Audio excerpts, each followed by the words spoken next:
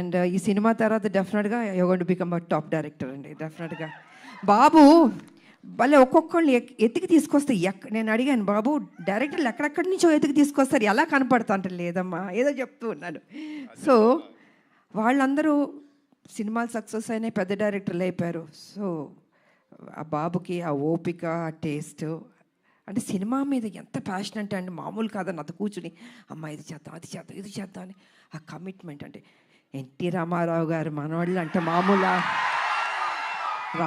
రామారావు గారు నేర్పించిన ఆ డెడికేషన్, సిన్సియారిటీ, అసలు క్రమశిక్షణ నిజంగా ఈ జనరేషన్లో కూడా ఇలా ఉండడం అన్నది నాకే షాక్ అనిపించింది. సో బాబు ఎప్పుడు ఇలా ఉండాలి, హ్యాపీగా ఉండాలి, మంచి మంచి సినిమాలు చేయాలి. అండ్ ఈ సినిమాలో ఆయన పర్ఫార్మెన్స్ చూడండి, ఐ థింక్ క్లైమాక్స్లో అయితే మీరు షాక్ అయిపోతారు. నేను రివీల్ చేయదలుచుకోవట్లేదు, మామూలుగా కాదు, మీరు చూసిన తర్వాత తెలుసు అంత బాగుంటుంది. అండ్ షాక్ అవుతారు ఒక్క నిమిషం, అలా ఉంటుంది క్లైమాక్స్.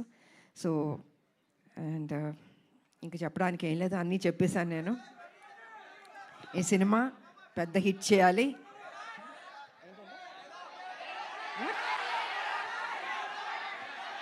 వినపడలేదు ఏంటంటే డైలాగా అన్నీ రివీల్ చేసేస్తా.